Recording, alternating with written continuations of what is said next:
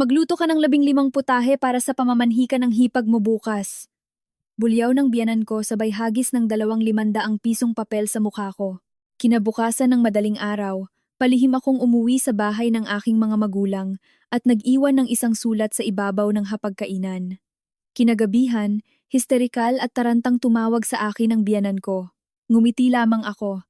Bago mag-umpisa ang kwento, mangyari po lamang na isulat sa comment section kung saang probinsya o lugar kayo nanonood at nakikinig sa kwentong ito. Huwag kalimutang i-like at mag-subscribe upang mas lumago pa ang channel na Tinig ni Diwa at makapaghandog pa kami ng mas maraming kawili-wiling kwento. Pasado 11:00 na ng gabi, nang dahan-dahang pihitin ni Andrea ang susi sa front door ng kanilang bahay. Ang malamig na simoy ng gabi na tumatagos sa buto ay tila hindi na niya alintana dahil sa labis na pagod ng kanyang katawan mula sa buong araw na pagtatrabaho. Bilang isang asawang naghahanap buhay mula pagsikat ng araw hanggang sa paglitaw ng buwan para lamang matustusan ang lahat ng pangangailangan sa bahay, tanging isang komportableng higaan na lamang ang inaasam ni Andrea para maipahinga ang kanyang nananakit na mga kasukasuan.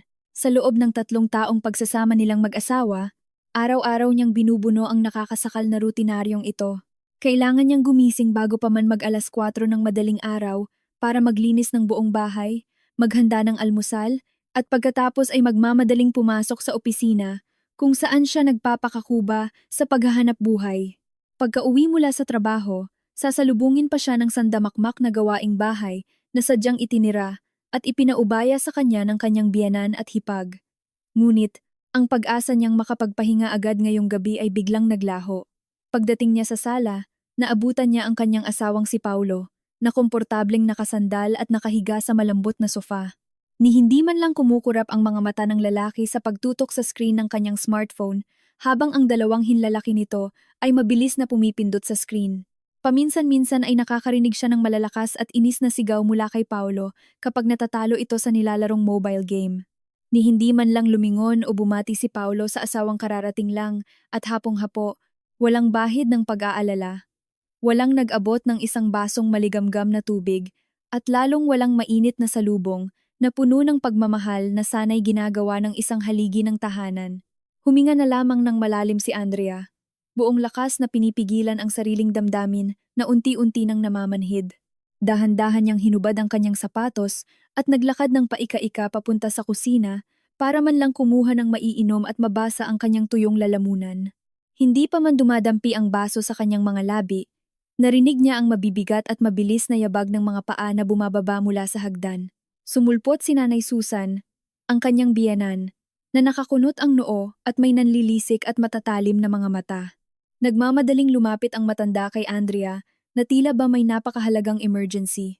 Walang sabi-sabi o anumang pagbati, dinukot ni Nanay Susan sa bulsa ng kanyang duster ang 2 gusot na 500 pisong papel. Sa isang marahas at punong-puno ng galit na galaw, inihagis niya ang pera ng sapul sa mukha ni Andrea. Tumama ang pera sa pisngi ni Andrea. Saglit na lumutang sa tahimik na hangin ng gabi bago tuluyang bumagsak at kumalat sa sahig sa paanan mismo ni Andrea. Nanigas sa kinatatayuan si Andrea sa nakita niyang pambabastos at pang-aalipusta. Maluha-luha siyang nakatitig sa perang nasa sahig, bago dahan-dahang nag-angat ng tingin sa mukha ng kanyang biyanan na kakikitaan ng labis na kayabangan. Walang kahit katiting na konsensya o pagsisisi sa mukha ni Nanay Susan matapos nitong hagisan ng pera sa mukha ang sariling manugang. Pakinggan mong mabuti itong sasabihin ko, Andrea. Bukas ng umaga, darating dito sa bahay ang pamilya ng mapapangasawa ni Hazel para sa kanilang pamamanhikan. Dapat alam mo na hindi basta-basta ang pamilya nila. Sila ay mga mayayaman at may matataas na katungkulan sa lipunan. Kaya naman, gusto kong gumising ka ng maaga at pumunta sa bagsakan sa palengke para mamili ng mga gagamitin sa kusina. Magluto ka ng 15 putahe para salubungin ang pagdating nila.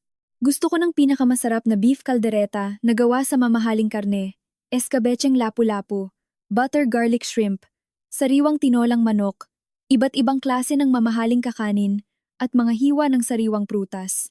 May 50 importanteng bisita ang darating dito bukas ng umaga.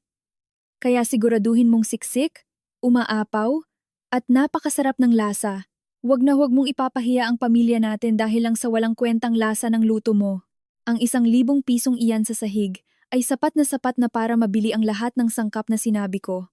Huwag ka ng maraming dahilan at huwag na huwag kang manghihingi ng dagdag na pera sa akin. Bilang babae, dapat magaling kang mag-budget sa kusina. Umalingaw-ngaw ang boses ni Nanay Susan at binasag ang katahimikan ng gabi. Humihingi ito ng isang bagay na imposibleng gawin ng sinumang tao. Tiningnan ni Andrea ang kanyang biyana ng isang tingin na mahirap ipaliwanag. 1,000 piso para sa 15 mamahaling putahe para sa 15 bisita? Isa itong malaking insulto at kawalan ng lohika. Kahit sa pagbili pa lang ng ilang kilong karne ng baka, siguradong kulang na ang perang iyon. Ngunit tila nagbubulag-bulagan si Nanay Susan sa katotohanang ito.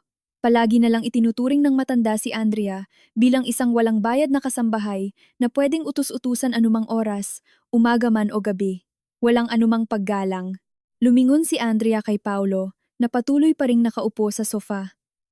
Nag-iwan siya ng kaunting pag-asa sa sulok ng kanyang puso na sana ay magsalita ang kanyang asawa, ipagtanggol siya, o kahit man lang bigyan ng lohikal na pagpapaliwanag ang ina nito na imposibleng matupad ang hinihingi nito. Ngunit, malakas na sinampal si Andrea ng realidad, ni hindi inalis ni Paulo ang kanyang paningin sa screen ng kanyang cellphone, nagkibit-balikat lang ito, walang pakialam sa gulo, na nangyayari mismo sa harap ng kanyang mga mata. Sundin mo na lang ang sinasabi ni Nanay Andrea. Huwag ka nang sumagot sa matanda, maging masunurin kang asawa, at sumunod ka sa pamilya ko.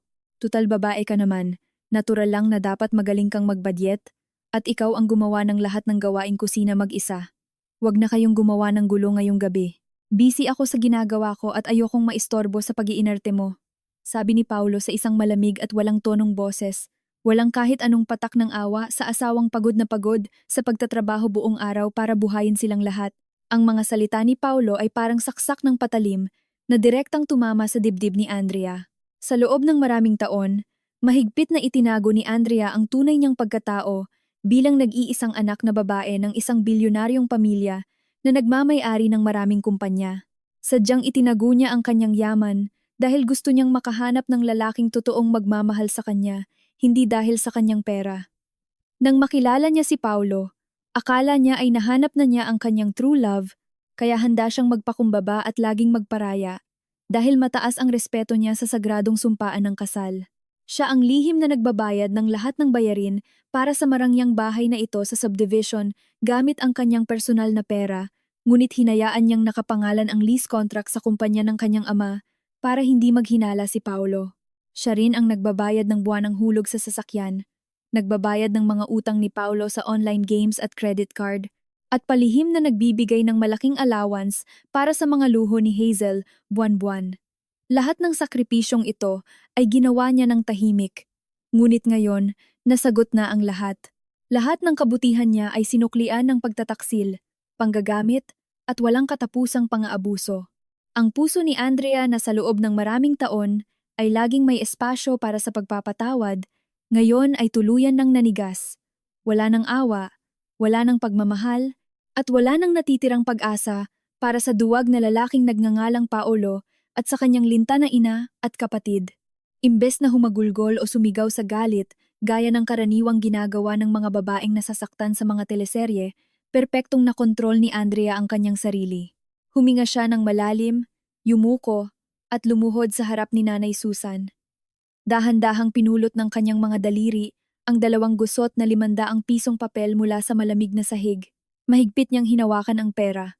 Nang muli siyang tumayo, mas naging tuwid at kagalang-galang ang kanyang tindig. Tinitigan niya ng diretso ang mga mata ni Nanay Susan nang walang kahit anong pag-aalinlangan. Isang napakatamis ng ngiti, ngunit naglalabas ng nakamamatay na awtoridad ang sumilay sa magandang mukha ni Andrea. Ang ngiting iyon ay hindi tanda ng pagsuko, kundi isang selyo ng kasunduan para sa pagkawasak na siya mismo ang gagawa ngayong gabi. Sige po, Nanay. Naiintindihan ko po ang trabaho ko. Gagawin ko po ng perpekto ang lahat ng iniuutos ninyo. Gagamitin ko po at ibabadyet ng maayos ang perang ito para sa okasyon bukas. Ipinapangako ko po, buong kaluluwa ko ang itataya ko, na bukas ng umaga ang magiging pinaka-espesyal at pinaka-hindi malilimutang araw ng pamamanhikan sa buong buhay ni Hazel. Kayo po, si Paulo, at si Hazel, maaari na po kayong magpahinga ng tahimik ngayong gabi. Ako na po ang bahalang mag-ayos ng lahat dito sa baba, sabi ni Andrea sa isang napakakalmado at malambot na boses, na may nakatagong banta na hindi napansin ng mayabang na pamilya.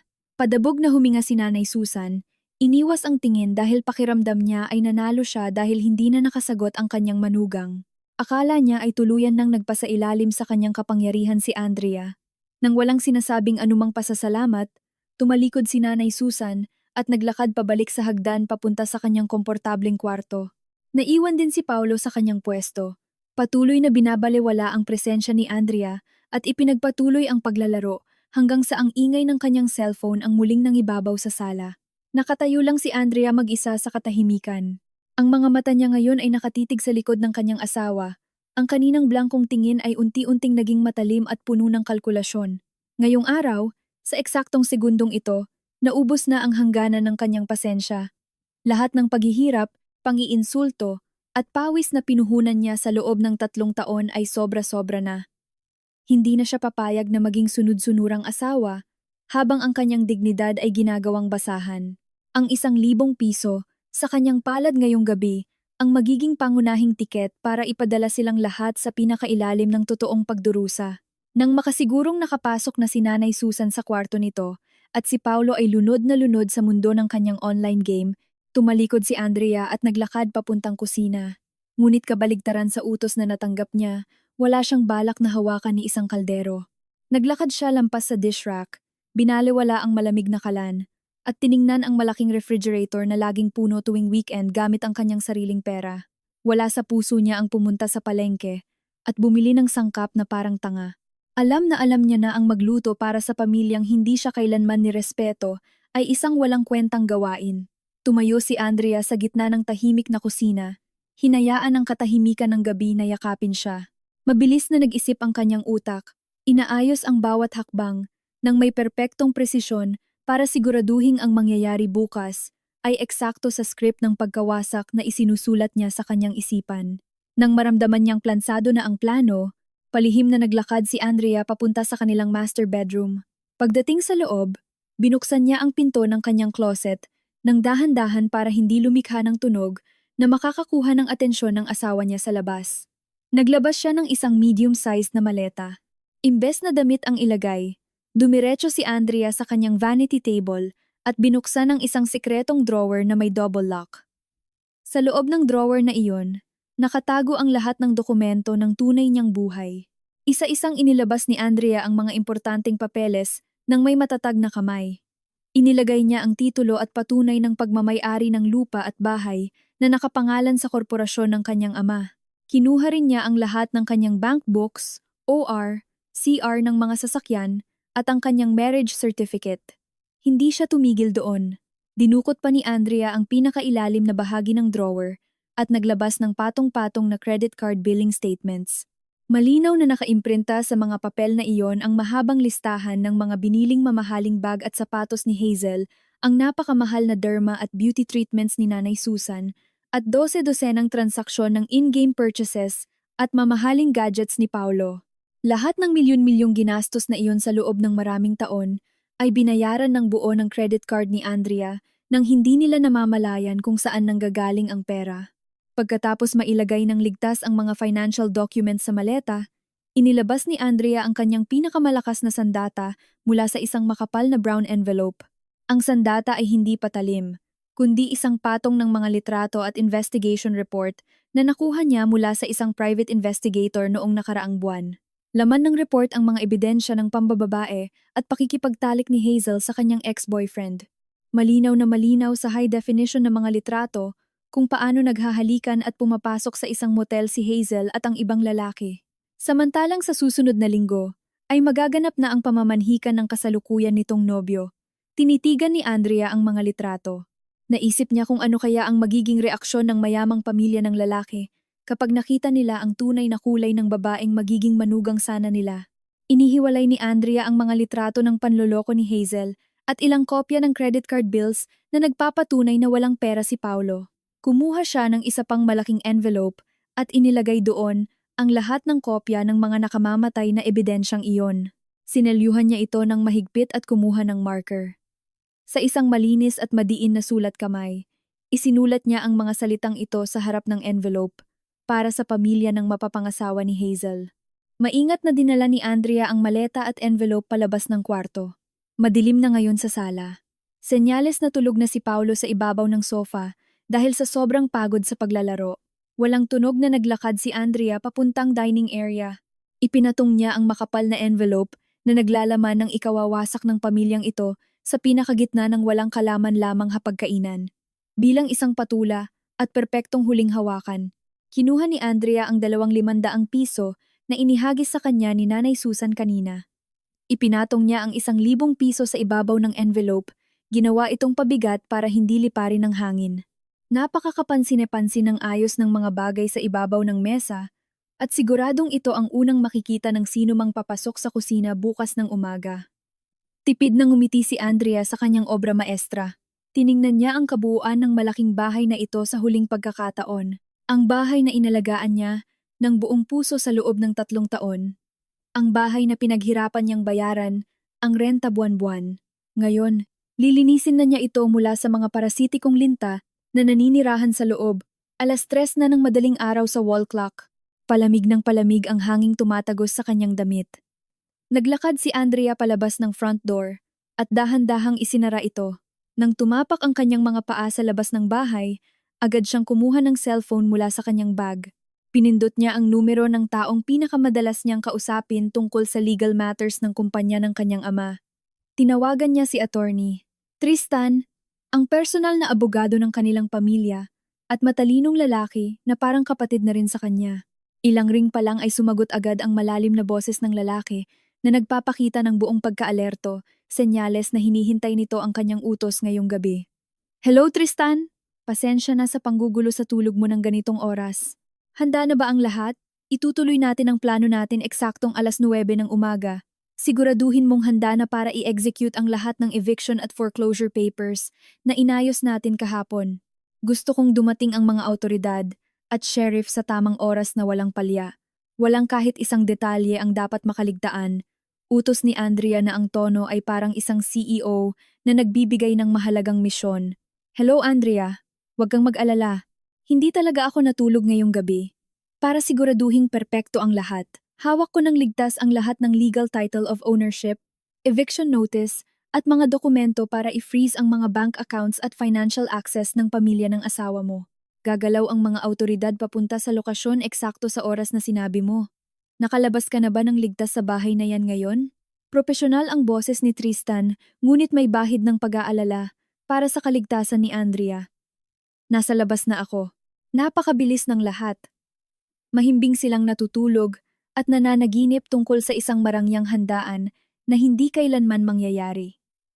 Nag-iwan din ako ng espesyal na sorpresa sa mesa para sa pamamanhikan bukas. Nandito na ako sa dulo ng subdivision ngayon.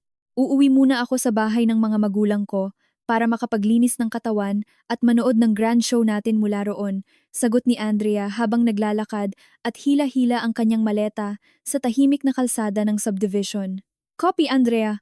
Naghihintay na ang sasakyan ko malapit sa guardhouse. Susunduin na kita dyan sa loob ng 2 minuto. Tama ang ginawa mong iwan ng mga taong yan. Tapos na ang dati mong buhay ngayong gabi. Mabilis na pinatay ni Tristan ang tawag.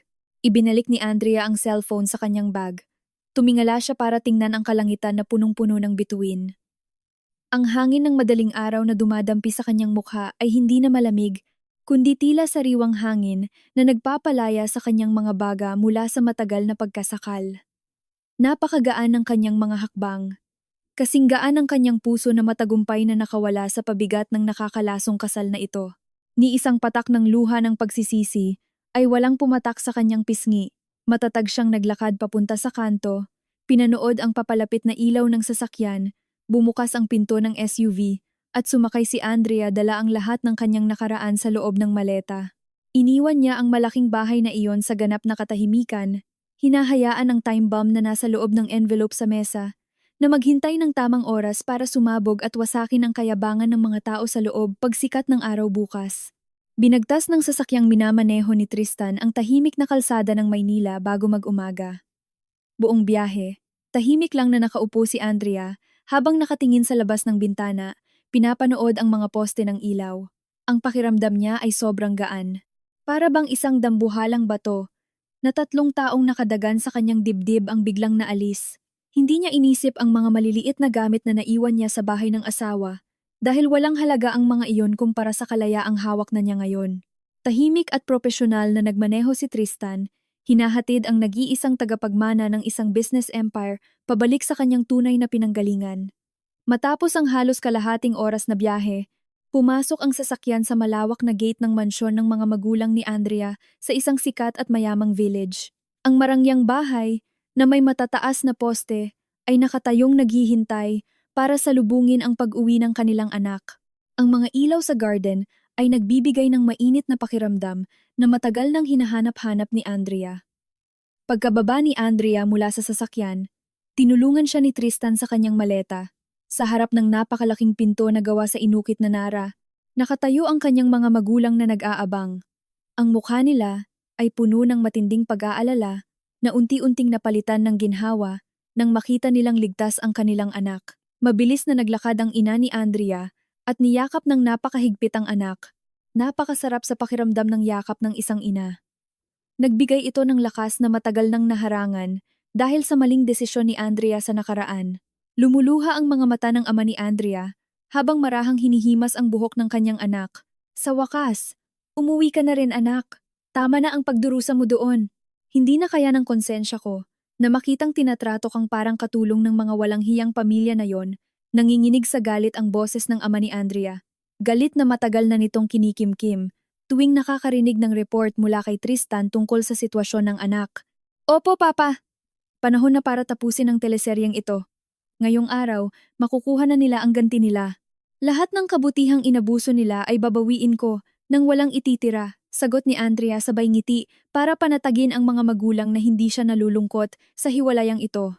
Magkakasabay silang pumasok sa mainit at komportableng sala.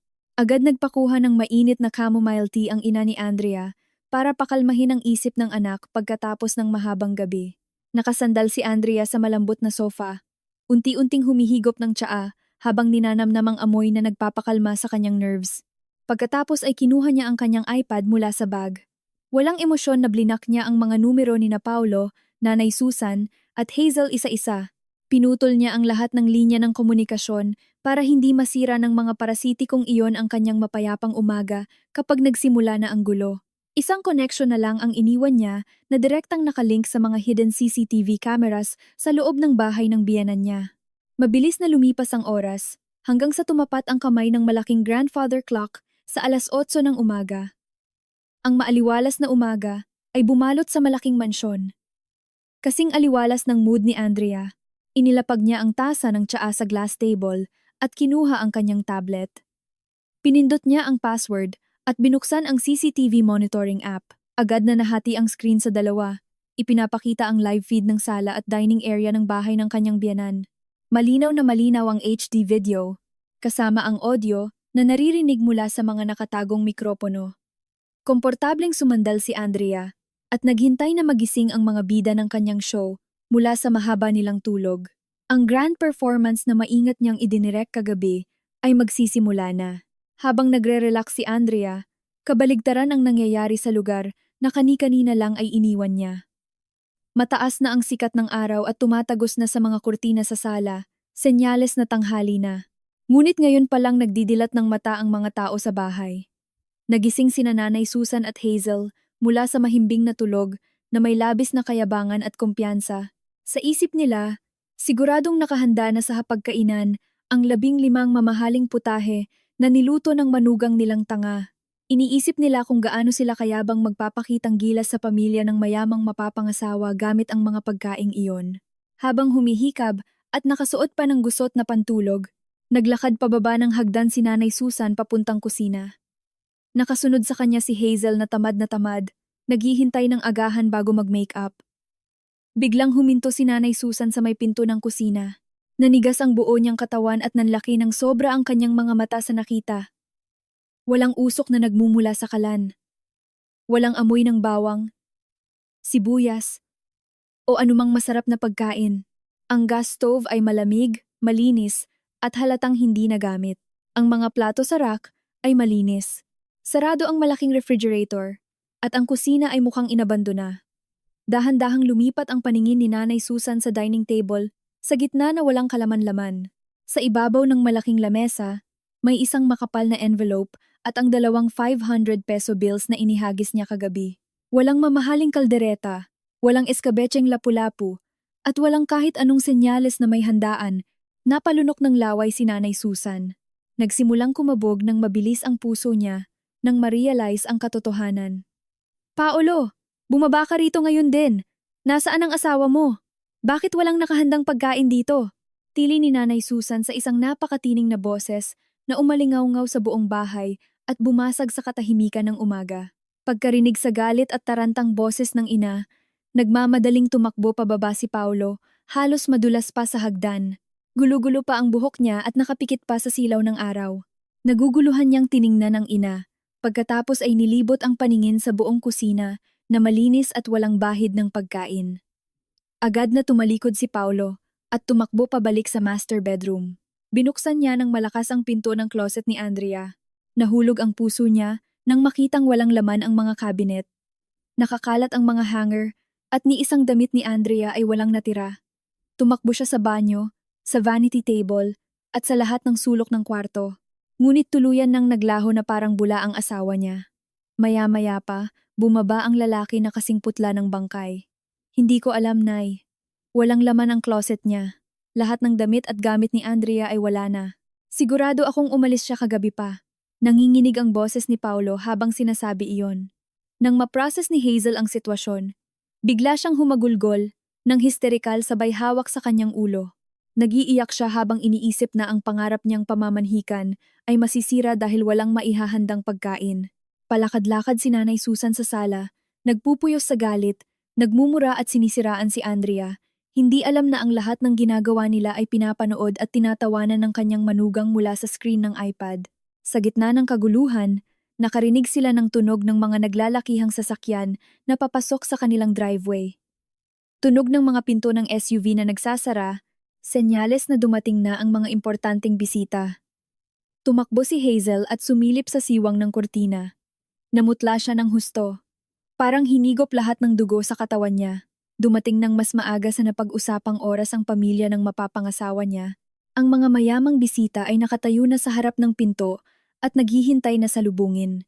Habang sa loob ng bahay, walang pagkain, magulo ang sala, at ang pinakamalala, sina Nanay Susan, Paolo, at Hazel ay nakapajama at duster pa ring mukhang gusgusin. Nanigas silang tatlo. Hindi makahinga at hindi alam ang gagawin sa sakunang kumakatok na sa pinto nila. Ang sunod-sunod na katok sa pinto ang gumising sa kanila. Pakiramdam ni Nanay Susan ay tatalon palabas ng dibdib niya ang puso niya.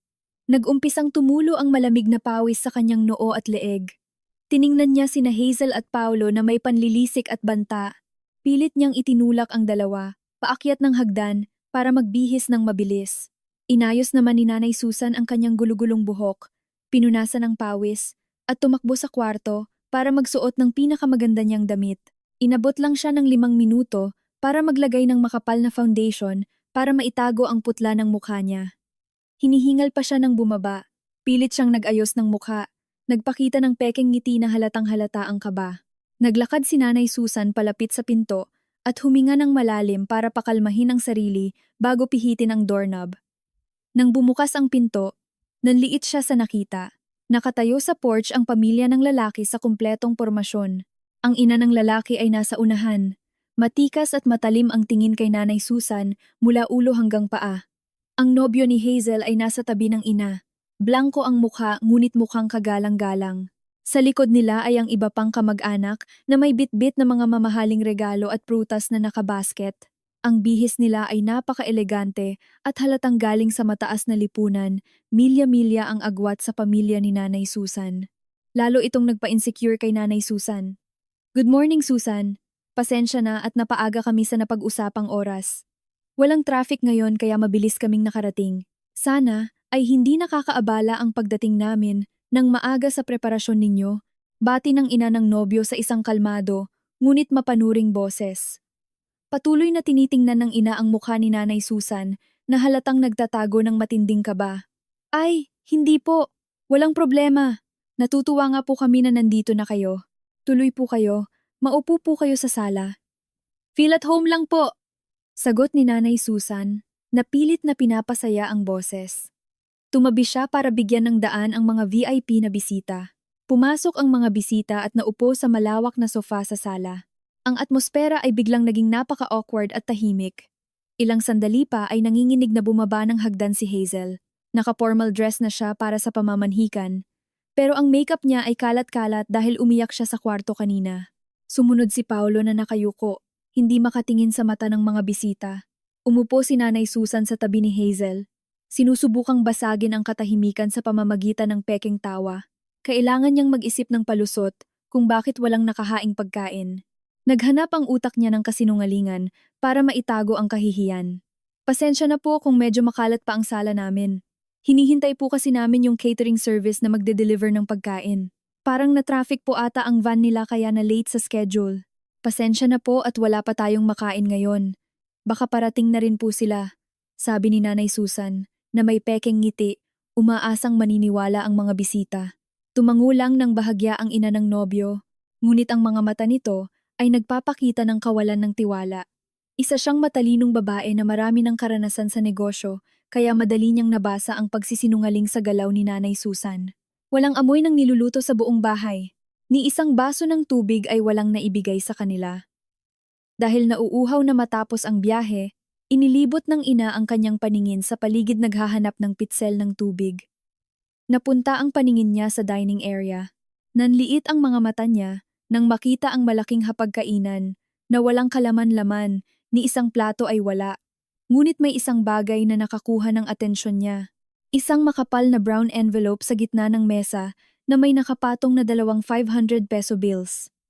Mula sa kinauupuan niya, nabasa niya ang malaking sulat sa harap ng envelope na naig ang kuryosidad sa kanyang isipan.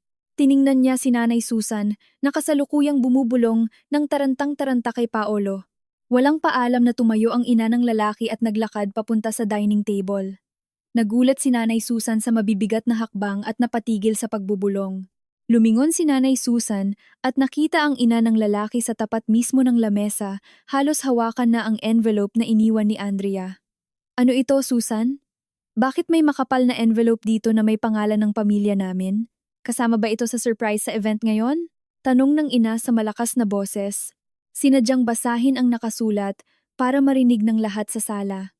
Parang nakuryente si Nanay Susan at biglang napatalon mula sa upuan. Namutla ang mukha niya na parang puting papel. Tumakbo siya papunta sa lamesa para agawin ang envelope bago mabuksan, ngunit huli na. Nakuha na ng ina ng lalaki ang envelope at umatras para hindi maabot ni Nanay Susan. Mabilis na pinunit ng ina ang seal ng envelope, handang tingnan kung anong sikreto ang itinatago ng pamilyang ito. Nako, wala yan ma'am. Akin na po iyan. Mga walang kwentang papel lang po yan. Huwag niyo na pong buksan. Ako na po ang magtatago. Tili ni Nanay Susan na sobrang nanginginig ang boses habang inaabot ang envelope. Ngunit hindi siya pinansin ng ina ng lalaki. Inilabas nito ang laman ng envelope at sinimulang basahin ang mga papel isa-isa. Sa simula, naguguluhan ang mukha ng ginang. Ngunit ilang segundo lang ay napalitan ito ng matinding pagkagulat. Nanlaki ang kanyang mga mata habang binabasa ang bawat linya at numero. Unti-unting namula ang kanyang mukha sa tinding galit na sumasabog sa kanyang dibdib. Nag-angat siya ng tingin kay Nanay Susan na may matinding pandidiri at poot. Akmang lulukutin niya ang mga papel ngunit pinigilan niya dahil kailangang makita ito ng sarili niyang anak. Tapos na ang teleserye ng kasinungalingan ng pamilyang ito. Naging napakabigat ng atmosfera sa bahay. Ang katahimikan ay nakakasakal. Sina Hazel at Paolo ay dahan-dahang tumayo at naglakad papalapit ng nag-aalangan, gustong malaman kung anong sakuna na naman ang nangyayari. Sa harap ng lamesa, nanginginig at mabilis ang paghinga ng ina habang nakatitig sa mga papel. Tumalikod siya at mabilis na naglakad palapit sa kanyang anak na lalaki. Padabog niyang iniabot ang lahat ng laman ng envelope sa dibdib ng kanyang anak. Basahin mo ang mga nakakadiring papel na, "Yan ngayon din!"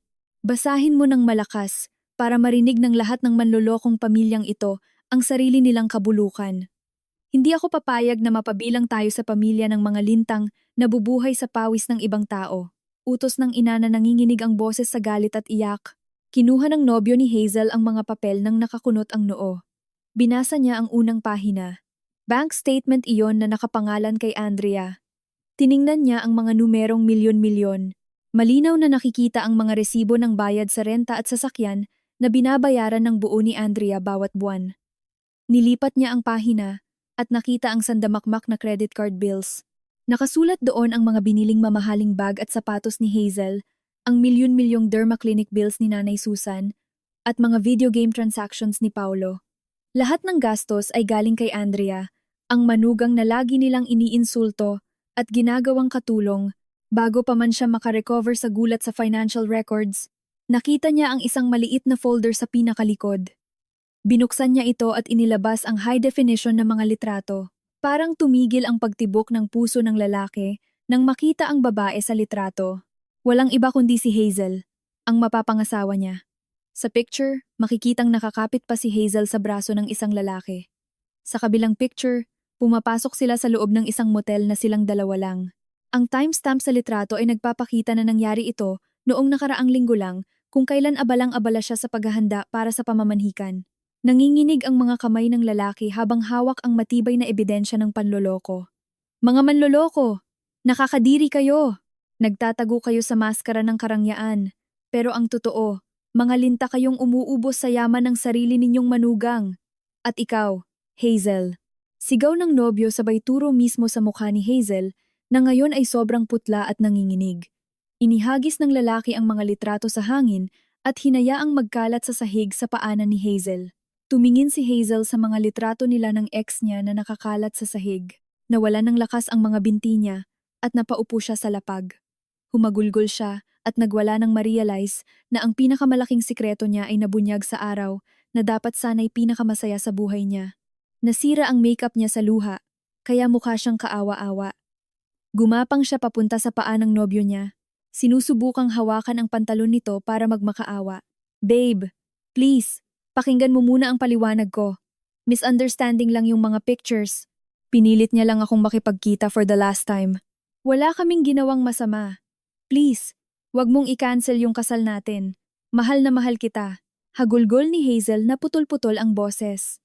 Marahas na umatras ang lalaki, iniiwasan ang hawak ni Hazel na parang isang nakakahawang sakit. Tiningnan niya si Hazel na may matinding pandidiri na hindi niya itinago. Wala nang natirang pagmamahal sa mga mata niya. Galit at pagsisisi na lang dahil muntik na siyang mahulog sa patibong ng mga ahas na ito. Huwag mo na akong hahawakan. Anong paliwanag pa ang ibibigay mo? Malinaw na malinaw sa picture. Pumasok kayo sa motel isang linggo bago ang pamamanhikan natin. Niloko mo ako at kinikikila ng pamilya mo ang asawa ng kuya mo. Simula sa segundong ito, cancel na ang pamamanhikan. Tapos na tayo. Hindi ako magpapakasal sa isang taksil na tulad mo. Matigas at malakas na sabi ng lalaki. Tinitiyak na bumaon ang bawat salita niya sa pandinig ng pamilya ni Nanay Susan. Sinubukan ni Paulo na lumapit para umawat at pakalmahin ang lalaki. Ngunit hindi pa man siya nakakapagsalita, tiningnan siya ng matalim ng ex-fiancé ni Hazel. Tumahimik ka! Duwag! Pareho lang kayo ng kapatid at nanay mo. Ang kapal ng mukha mong abusuhin ang asawa mo at hayaan siyang magbayad ng mga utang mo. Wala kayong mga dangal. Tandaan niyo to, ibalik niyo lahat ng mamahaling gamit, alahas, at mga regalong ibinigay ko kay Hazel. Dapat maibalik ang lahat ngayong araw sa bahay ko. Kapag may kulang pa bukas ng umaga, ipapakulong ko kayong lahat sa kasong estafa. Tara na ma, umalis na tayo sa maruming lugar na to. Banta ng lalaki na labis na nakakatakot. Nang walang hinihintay na sagot mula kina Nanay Susan, Paolo, at Hazel, sabay-sabay na tumalikod ang mga bisita. Mabilis silang lumabas ng pinto. Iniiwan ang mga regalong sana ay ibibigay nila. Ang tunog ng makina ng kanilang SUV ay palayo ng palayo, iniiwan ang lubos na pagkawasak sa sala na ngayon napupuno ng histerikal na pag-iyak ni Hazel. Nanigas si Nanay Susan habang nakasandal sa pader. Unti-unting bumagsak ang katawan niya at napaupo sa sahig na blanko ang paningin. Na-realize niyang durog na ang kanyang dignidad. Napahilamos na lang ng mukha si Paulo ng marahas. Pakiramdam niya ay wasak na wasak siya at walang magawa sa kahihiyang ginawa ng sarili niyang pamilya. Samantala, Sa malayong lugar, komportableng nakaupo si Andrea sa sala habang humihigop ng tsaa. Sa screen ng iPad niya, nakikita niya ng buong-buo ang kasiya siyang tagpo. Malinaw na malinaw ang desperadong mukha ni Nanay Susan, ang nakakaawang iyak ni Hazel, at ang putlang mukha ni Paulo. Walang kahit anong awa ang dumalaw sa puso ni Andrea. Napangiti siya ng matamis habang nakikita kung paanong ang binhi ng pagkawasak na itinanim niya kagabi ay naging isang malaking bagyo na sumira sa buhay nila. Ngunit alam ni Andrea na hindi pa tapos ang palabas. Ibinaba niya ang tasa at tiningnan ang screen nang may kinang sa mata. Hinihintay ang ikalawang sorpresa na parating na sa tapat ng bahay nila para palayasin sila sa ilusyong kastilyo nila ng tuluyan. Ang pag-alis ng pamilya ng nobyo ay nag-iwan ng napakalaking butas ng pagkawasak sa loob ng marangyang bahay. Ang matining na iyak ni Hazel ay bumasag sa katahimikan, umaalingaw-ngaw sa mga pader ng sala na kanina lang ay puno ng pekeng pag-asa. Pinaghahampas ng dalaga ang sahig, umiiyak sa masamang tadhana na dumating ng biglaan. Lahat ng pangarap niyang kasal, magandang wedding gown, at komportableng buhay kasama ang mayamang asawa ay naging alikabok na lang. Ang sirang makeup niya ay sumabay sa mga luha niya, dahilan para magmukha siyang kaawa-awa. Nakasandal pa rin si Nanay Susan sa pader. Blanko ang mata niyang nakatitig sa nakabukas na pintuan. Blanko rin ang utak niya. Hindi niya alam kung paano ibabalik ang mga regalong ibinigay ng ex-fiancé ni Hazel, dahil palihim na niyang ibinenta ang ilan sa mga ito para tustusan ang sarili niyang luho. Nakatayo si Paulo sa gitna ng sala, marahas na hinihilamos ang mga kamay sa kanyang mukha. Pakiramdam niya, ang kanyang pride bilang lalaki ay inapakan na, ngunit alam niyang lahat ng pangiinsulto kanina ay totoo at hindi niya maitatanggi. Ang ingay sa loob ng bahay ay umabot sa pandinig ng mga tao sa labas. Ang galit na sigaw ng nobyo ni Hazel kanina habang kinakansela ang kasal ay narinig hanggang sa labas ng gate. Isa-isang lumabas ang mga kapitbahay at nagkumpol-kumpol sa labas. Nagsimula silang magbulungan at magparinig. Pinagtatawanan ang pamilya ni Nanay Susan na palaging mayabang at mababa ang tingin sa mga kapitbahay noon. May ilang inilabas pa ang kanilang cellphone para i-record at i-video ang nakakahiyang pangyayari. Para silang nakakuha ng libreng sine na pinapanood ang pagbagsak ng pamilyang mahilig mag-flex ng yaman na ngayon ay nakakaranas ng matinding karma. Biglang nakaramdam ng matinding kahihiyan si Paulo nang makita ang 12-dosenang matang nakatitig sa kanila mula sa labas. Tumakbo siya sa pinto para isara ito ng tuluyan upang hindi na maging perya ang pag-iyak ng kapatid niya. Ngunit bago pa mahawakan ni Paulo ang doorknob, may isang eksena na muling nagpatigil sa kanya. Isang malaking moving truck ang dahan-dahang dumaan sa gitna ng mga nagkukumpulang tao at huminto sa mismong tapat ng gate nila. Ang malaking nakasulat sa gilid ng truck ay Sheriff, Eviction Services. Mabilis na tumibok nang 10 beses ang puso ni Paulo nang makita ang mga matitikas na lalaking nakasuot ng formal na uniforme na bumababa sa truck. Binuksan nila ang gate na hindi nakalock at naglakad papasok sa driveway nang may matinding awtoridad. Ang pinuno ng grupo ay may hawak na folder na naglalaman ng mga opisyal na dokumento. Dahil sa pagdating ng mga opisyal na ito, mas lalong naging usisero ang mga kapitbahay at lumapit sa gate, gustong makita ang susunod na mangyayari sa madramang umagang ito. Huminto ang pinuno ng sheriff sa tapat mismo ni Paulo. Walang pag-aalinlangan nitong binuksan ang folder at inabot ang isang papel na may opisyal na selyo kay Paulo. Kinuha ito ni Paulo nang nanginginig ang mga kamay. Mabilis na binasa ng kanyang mga mata ang nakasulat. Isa itong opisyal na eviction and foreclosure notice para sa bahay at lahat ng gamit sa loob.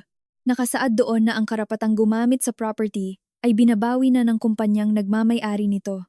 Umiling ng malakas si Paulo, ayaw maniwala sa nababasa. Nilukot niya ang papel at galit na tiningnan ang sheriff. May mali rito. Bahay ko to. Asawa ko ang nagbabayad ng buwan ng hulog nito. Wala kayong karapatang pumunta rito at palayasin kami. Umalis kayo bago ko kayo ireklamo sa police for trespassing. Sigaw ni Paulo na sinusubukang takutin ng mga awtoridad, umaasang maipagtatanggol pa ang kaisa-isang tirahan nila. Hindi natinag ang opisyal sa banta ni Paulo. Kalmado, ngunit matigas ang boses nito nang sumagot sa duwag na lalaki. Basahin niyo po ng maayos ang dokumento, Mr. Paulo. Hindi po kailanman nakapangalan sa inyo ang property na ito. Ang titulo ay nakapangalan sa korporasyon ng ama ni Madam Andrea. Ang status niyo po rito ay allowed occupants lang. Ngayong araw, iniutos ni Madam Andrea bilang tagapagmana na bawiin ang karapatan ninyong tumira rito ng permanente. Kami po ay direktang inutusan ng legal department nila na siguraduhing bakante ang bahay na ito ngayong araw mismo. Nang marinig ang pangalan ni Andrea bilang tagapagmana ng korporasyon na nagmamay-ari ng bahay, nanghina ang mga tuhod ni Paulo. Mas malakas pa ang sampal ng katotohanan ito kaysa sa nakanselang kasal ni Hazel. Buong akala niya ay simpleng empleyado lang ang asawa niya na pwede niyang ubusin ng sahod. Nang marinig ni Nanay Susan ang usapan mula sa loob, tumayo siya at tumakbo papunta sa sheriff. Umiiyak siyang histerikal, hinihila ang uniforme ng opisyal at nagmamakaawa. "Huwag niyo po kaming palayasin, sir. Wala na po kaming ibang titirhan. Bigyan niyo po kami ng ilang araw para maghanap ng malilipatan. Maawa po kayo. Kaka-cancel lang ng kasal ng anak ko. Huwag niyo na pong dagdagan ang kalbaryo namin." Hagulgol ni Nanay Susan. Itinatapon ang lahat ng pride at kayabangan na laging nakadikit sa kanya noon. Pinal at legal po ang desisyong ito. Wala po kaming autoridad na magbigay ng extension. Binibigyan namin kayo ng eksaktong 1 oras mula ngayon para ipak ang mga damit at personal na gamit ninyo. Pagkalipas ng 1 oras, iko-confiscate namin ang lahat ng appliances at furniture sa loob at ilalak ang bahay. Kapag tumanggi kayong umalis ng maayos, mapipilitan po kaming kaladkarin kayo palabas sa tulong ng pulisya, mariing sabi ng opisyal. Hindi nagbibigay ng pagkakataong makipagnegosasyon. Ang 1 oras ay parang buhangin na mabilis na dumaan sa kanilang mga daliri. Labis na panik ang naramdaman ng tatlo. Sina Paulo, Nanay Susan, at Hazel ay nagtatakbo paakyat sa kani-kanilang kwarto. Naglabas sila ng mga maleta, backpack, at pati malalaking garbage bag para isilid ang mga damit ng basta-basta. Wala nang oras para itupi ang mga ito. Hinakot na lang nila ang lahat ng kaya nilang dalhin. Umiiyak si Nanay Susan nang kailangan niyang iwan ang mga mamahaling bag at alahas niya dahil bantay sarado sila ng mga opisyal para siguraduhing wala silang dadalhing mamahaling gamit na binili gamit ang pera ni Andrea. Nagwawala naman sa galit si Hazel nang kumpiskahin ang isang malaking maleta niya dahil napatunayang binili iyon gamit ang credit card ng kanyang hipag. Lahat ng peking karangyaan na kinagisnan nila ay walang awang binawi sa kanila. Eksaktong pagkalipas ng 1 oras, sinimulan na ng mga tauhan na hakutin ang mga appliances, sofa, at mga dekorasyon sa loob ng bahay papunta sa truck. Pinalabas sina Paulo, Nanay Susan, at Hazel dala lamang ang ilang bag ng damit. Napakabigat ng kanilang mga hakbang. Paglabas nila sa gate, tinukso at pinagbu sila ng 12-12 kapitbahay na naghihintay pa rin sa labas. Nakayuko lang sina Nanay Susan at Hazel, pilit itinatago ang mukha dahil sa sobrang kahihiyan. Naglakad sila sa mainit na kalye ng subdivision habang hila-hila ang mga maleta, ginawang katatawanan ng mga taong minamaliit nila noon. Nabayaran na nila nang buo ang lahat ng kasamaan nila kay Andrea ngayong araw. Sinira nito ang buhay nila hanggang sa pinakaugat, nang hindi man lang sila binibigyan ng pagkakataong makahinga. Gabi na, at binalot ang lungsod ng mainit at maalinsangang hangin. Sa isang squatter area, malayo sa karangyaan na nakasanayan nila, 3 tao ang nakaupo at nakasandal sa pader, puno ng matinding kawalan ng pag-asa. Napakaliit ng kwarto, may manipis na banig lang sa malamig na semento. Walang aircon na sanay magpalamig sa katawan nila. Tanging isang maliit at maingay na electric fan na lang ang umiikot, pero mainit na hangin ang inilalabas. Madilim at kulang ang ilaw sa kwarto, kaya lalong nakakapanlumo ang paligid. Nakakalat ang mga bag ng damit sa isang sulok, patunay sa gulo ng paglipat nila ngayong araw. Walang tigil sa pag-iyak si Hazel habang nakayakap sa kanyang mga tuhod, iniiyakan ang nasirang kasal at ang katotohanang matutulog siya sa napakaduming lugar. Ang boses niya ay lalong nagpapabigat sa nararamdaman nilang pamilya. Nakaupo si Paulo malapit sa siwang ng bintana, blangkong nakatitig sa kanyang cellphone. Simula pa kaninang hapon, hindi tumitigil ang pagtunog ng phone niya dahil sa mga text at tawag mula sa mga OLA, online lending apps at debt collectors. Dati-rati, palihim itong binabayaran ni Andrea tuwing katapusan ng buwan para hindi magkaproblema ang asawa niya. Ngunit ngayon, dahil blinok na ni Andrea ang lahat ng pera na tinakbo niya pabalik sa kanya, bumagsak ang gabundok na utang sa ulo ni Paulo. Ang mga banta ng mga collectors ang nagpapasakit sa ulo niya. Wala na siyang kahit isang kusing pambili ng hapunan. lalo na ang pambayad sa nagpatong-patong na utang. Nagsimula nang gumapang ang pagsisisi sa puso niya, ngunit mataas pa rin ang pride niya para amining sobrang dependent niya sa asawa niya. Palakad-lakad naman si Nanay Susan sa maliit na kwarto, tila balisa. Basang-basa ng pawis ang duster niya. Gutom na siya, pagod, at sobrang galit sa sitwasyon. Nabalitaan na ng mga kumare niya ang pagkakakansela ng kasal ng anak niya, kaya sirang-sira na ang reputasyon niya sa isang iglap. Hindi niya matanggap na si Andrea, ang manugang na lagi niyang inaapak-apakan, ay ang taong may hawak ng lahat ng kayamanang tinamasa nila. Dahil sa nag-aalab na galit, nagdesisyon si Nanay Susan na gumawa ng paraan. Lumabas siya saglit at pumunta sa sari-sari store para bumili ng bagong SIM card gamit ang natitirang barya sa wallet niya. Alam niyang blinok na ni Andrea ang mga numero nila, kaya kailangan niya ng bagong numero para makausap ito. Matapos isalpak ang SIM, mabilis na tinipi ni Nanay Susan ang numero ni Andrea. Pinindot niya ang call at inilagay ang cellphone sa tainga niya. Kinakabahan si Nanay Susan habang nagriring ito. Handa na ang isip niya sa mga ibubulyaw at pagmamakaawa niya pagkapindot ng answer button. Sa ibang lugar, nakaupo si Andrea sa isang mamahaling massage chair sa kanyang kwarto sa mansyon ng mga magulang niya habang nagre-relax. Nang makita ang unknown number na tumatawag, natigilan siya saglit pero unti-unting sumilay ang ngiti sa kanyang mga labi. Alam na alam niya kung sino ang tumatawag ng ganitong oras. Kalmado niyang sinagot ang tawag. Pero sinadya niyang hindi magsalita, hinihintay na mauna ang kabilang linya. Andrea, ang kapal ng mukha mong gawin sa pamilya namin to. Wala kang utang na loob. Ibalik mo ang bahay namin. Ibalik mo lahat ng gamit namin. Dahil sa'yo, hindi natuloy ang kasal ni Hazel.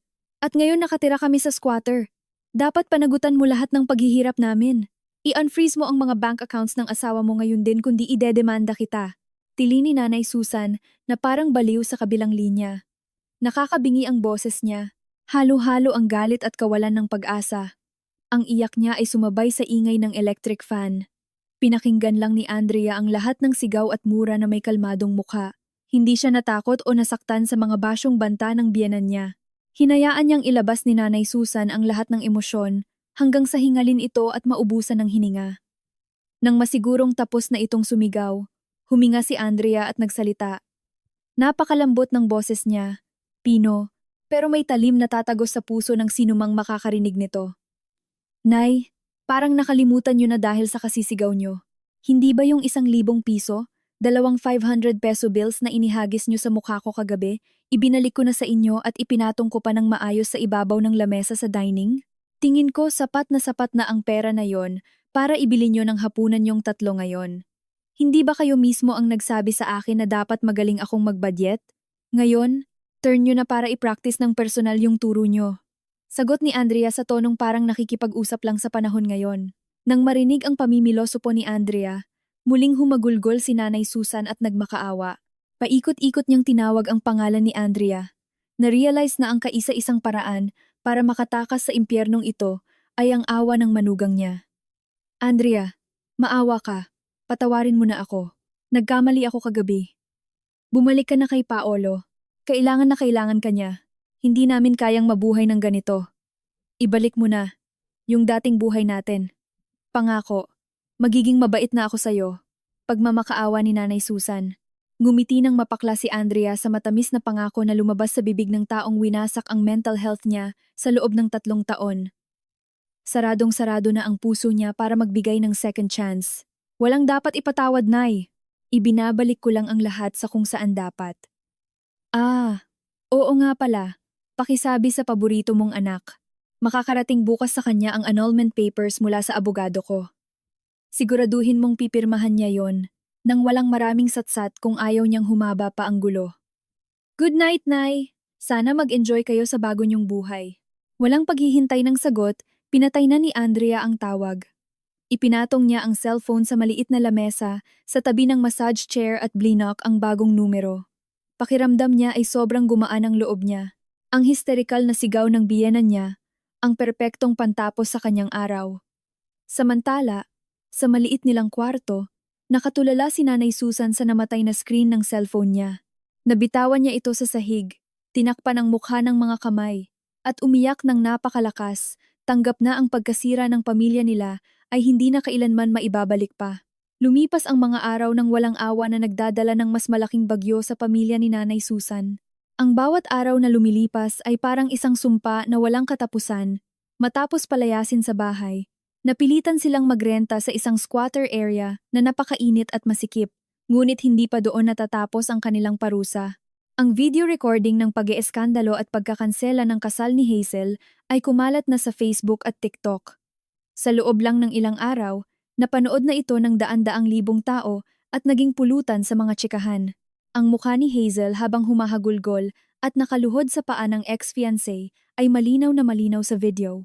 Iba't ibang pangiinsulto at bash mula sa mga netizens ang bumaha sa comment section, sinusumpa ang panloloko ni Hazel sa mismong linggo bago ang pamamanhikan. Ang epekto ng viral video ay direktang tumama sa trabaho ni Hazel. Isang umaga, pagkapasok niya, ipinatawag siya ng HR sa opisina ng management. Walang binigay na chance para magpaliwanag, agad inabutan si Hazel ng termination paper.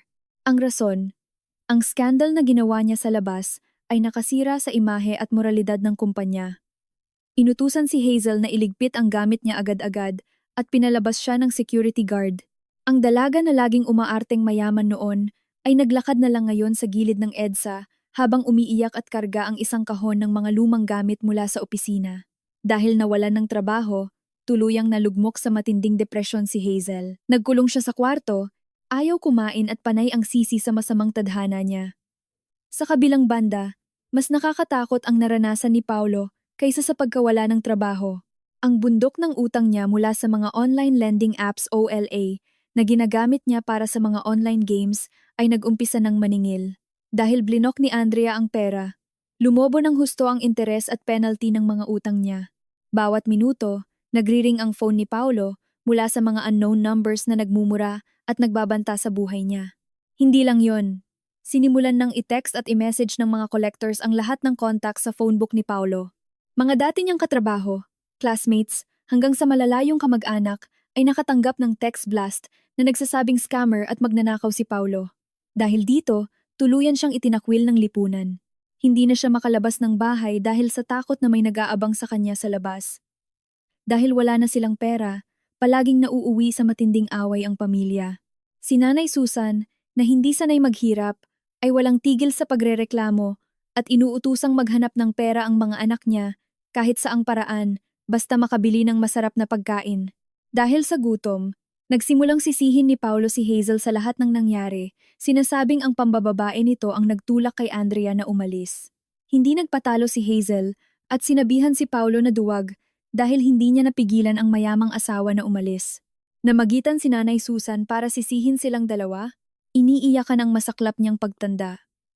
Ang maliit nilang inuupahan ay puno ng sigawan, murahan, at luhang huli na para magsisi. Dahil sa sobrang stress, unti-unting nawawala sa wisyo si Paulo.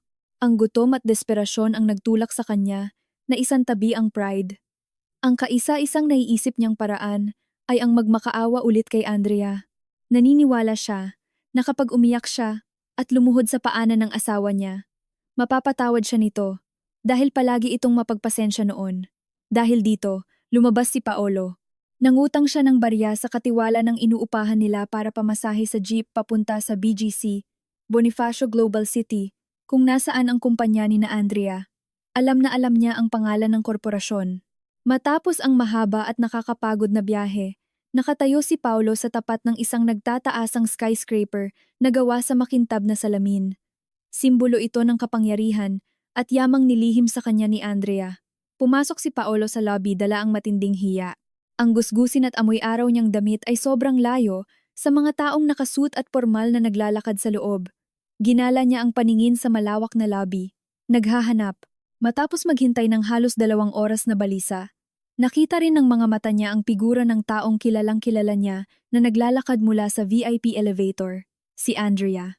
Ang suot ng babae ngayon ay sobrang layo sa asawang kilala niya.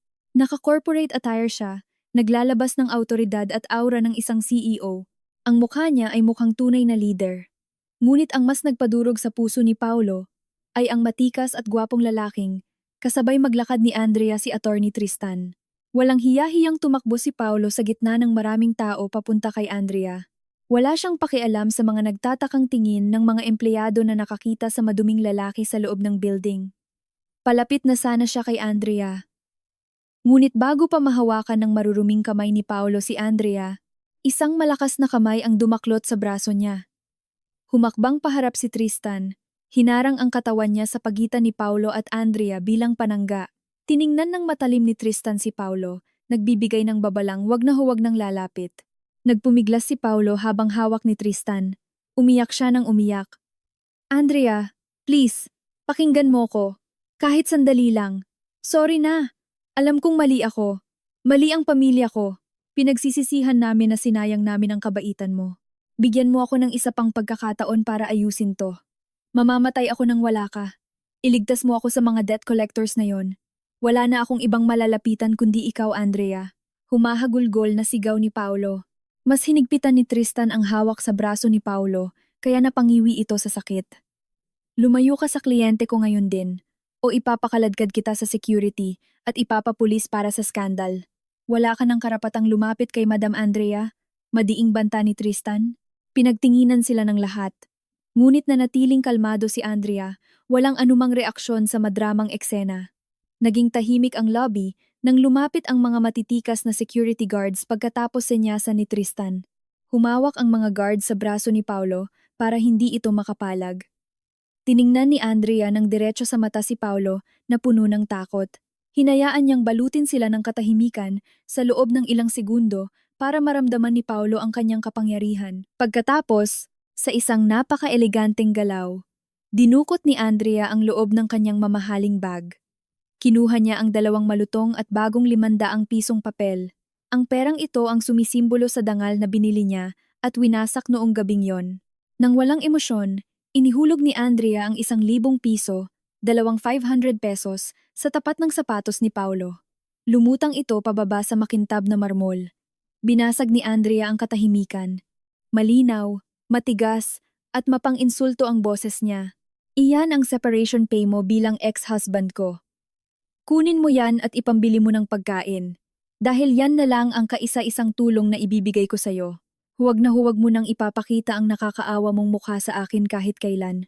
Dahil sinisiguro ko sa'yo, mabubulok kayo ng buong pamilya mo sa kulungan dahil sa mga utang na hindi nyo kayang bayaran. Pagkatapos bitiwan ang nakamamatay na salita, tumalikod si Andrea ng buong gilas. Hindi na siya lumingon pa. Tumango si Tristan sa mga guards bago sumunod kay Andrea. Kinaladkad ng mga guards si Paolo palabas ng opisina. Umiiyak at sumisigaw pa rin si Paolo ng pangalan ni Andrea. Ngunit unti-unting nilamon ang boses niya ng ingay ng mga sasakyan sa EDSA. Pabalibag siyang itinulak at napasubsob siya sa mainit na semento. Pagtingala niya, nakita na lang niya ang likod ni Andrea na naglaho sa loob. Naglalakad kasama si Tristan, patungo sa isang maliwanag at matagumpay na hinaharap. Ilang buwan ang lumipas, tuluyan ng umikot ang gulong ng palad. Sa isang maputik at mabahong public market palengke, may isang nakakaawang eksena tuwing hapon. 3 tao na gusgusin at punit-punit ang damit, ang naghahalungkat ng mga bulok na gulay na itinapon ng mga tindera. Sila sina Paolo, Hazel, at Nanay Susan. Wasak na ang buhay nila. Payat na sila dahil madalas silang walang kain. Habang nag-aagawan sa mga bulok na repolyo na pwede pang kainin, nag-away na naman sila ng malakas. Hinampas ni Nanay Susan si Paolo habang umiiyak, sinisisi ang walang kwentang anak. Sinigawan ni Hazel ang nanay niya na masyadong sakim kaya naging mga pulubi sila. Nagmura sila nang nagmura sa harap ng basurahan. Naging katatawanan at pandidiri ng mga dumadaan sa palengke. Ang karma na natanggap nila ay mas malala pa sa kamatayan. Dahil araw-araw silang nabubuhay sa pagsisisi na sumusunog sa kanilang kaluluwa. Samantala, sa pinakamataas na palapag ng isang skyscraper, natanaw ang buong Metro Manila, nakatayo si Andrea sa harap ng malaking glass window. Ang kanyang business suit at pag-aayos ay perpekto. Siya na ngayon ang opisyal na CEO ng lahat ng kumpanya ng kanyang ama at nagdala ng maraming international awards sa kanilang korporasyon. Dahan-dahang bumukas ang pinto at pumasok si Tristan, dala ang mga financial reports na nagpapakita ng tumataas na kita. Tumabi si Tristan kay Andrea at tumanaw rin sa bintana nang may ngiting puno ng pagmamalaki. May paghanga at purong pagmamahal sa mga mata ng magaling na abogado tuwing tinitingnan niya si Andrea. Isang senyales ng panibago at mas magandang kabanata sa buhay niya. Lumingon si Andrea kay Tristan at ngumiti ng totoo. Ang unang totoong ngiti na galing sa puso niya matapos ang maraming taong pagpapanggap. Nakamit niya ang hustisya. Ibinabaon na niya ang madilim niyang nakaraan. Ang mga basag na piraso ng kanyang buhay ay nabuo muli bilang isang obra maestra na hindi na mabubuwag. Tumanaw muli siya sa labas. Pinapanood ang mga matataas na gusali na nasisinagan ng papalubog na araw. Ang sariwang hangin na nagbigay ng kapayapaan sa kanyang puso. Ang tagumpay na ito ay sa kanya at handa na siyang salubungin ng bukas nang may matatag na hakbang tungo sa walang hanggang kaligayahan.